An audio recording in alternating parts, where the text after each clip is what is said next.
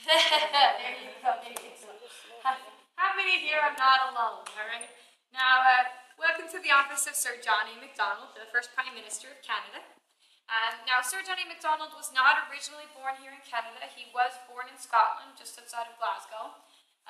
His family moved here when he was quite young to a place called Kingston, which at the time was quite a large Scottish settlement. Same can be said today, that's the home of Queen's University.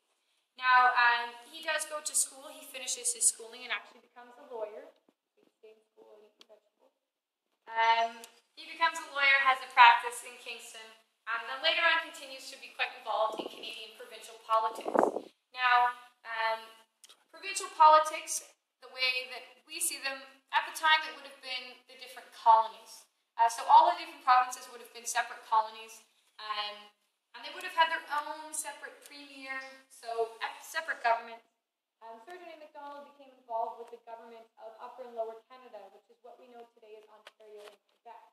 Now, he becomes premier after being involved for quite some time, and it's himself, along with many other members, that become known as Fathers of Confederation. So Sir John A Macdonald realizes that for British North America to survive, the colonies will have to join together. So he does go to 3 separate conferences, convincing the people of the different provinces to join in confederation, to join together to make one country, Canada. And that dream is realized in 1867 when Canada becomes the country of Canada with the provinces Ontario, Nova Scotia, Quebec, and New Brunswick. Sir John A Macdonald is Prime Minister from 1867 up until 1873. For a period of about 5 years, he is not Prime Minister due to a scandal in 1873 from which he resigns his post as Prime Minister. But he is re-elected in 1878 as Prime Minister and then remains Prime Minister until his death in 1892. So Sir John A Macdonald is the longest serving, or the second longest serving Canadian Prime Minister, who had an undoubtable impact on how our country has developed into what it is today. So he was very influential in certainly the growth and the beginning of this beautiful country. Now, his office is quite neat.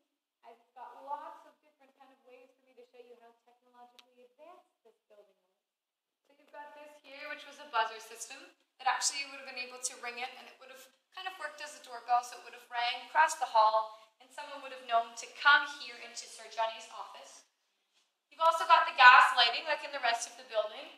In this exception, or in this place, there is an exception. So he's got a tube here. I always want to say the French word. He's got a tube here that connects down to the light on his desk.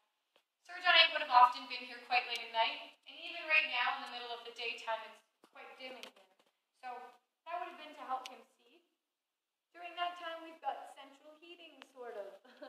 This is a ventilation system, so the air would have been heated downstairs in the basement and then distributed throughout the entirety of the building. It was a good idea in theory. However, in practice, heat does rise, so it wasn't the most effective form of heating. Poor Sir John A Macdonald, but sometimes during the winter, even with his fireplace going with the heating, due to his 2 very large windows and his very high ceilings, sometimes it was only about 10 degrees Celsius in here. So quite cold. Now the last bit of little technology we've got in the corner is a basin that would have been in all the offices of the ministers. And it's a basin to kind of just clean yourself up before you're going to head out. And that's because they would have been walking on dirt roads. So it would have been a lot, kind of dirtier. There would have been dirt in your beard and all of those kinds of good things. Now, in Sir John A Macdonald's office, the items here are original to the time, not necessarily to Sir John A Macdonald himself. Now, an item that is original to Sir John A Macdonald is the desk here. Quite a large, beautiful desk. And as well, over here in the corner, the secretary desk.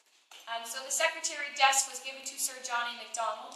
Now, Sir John A Macdonald was the leader of the Liberal Conservative Party, which is what we would call the Conservative Party today.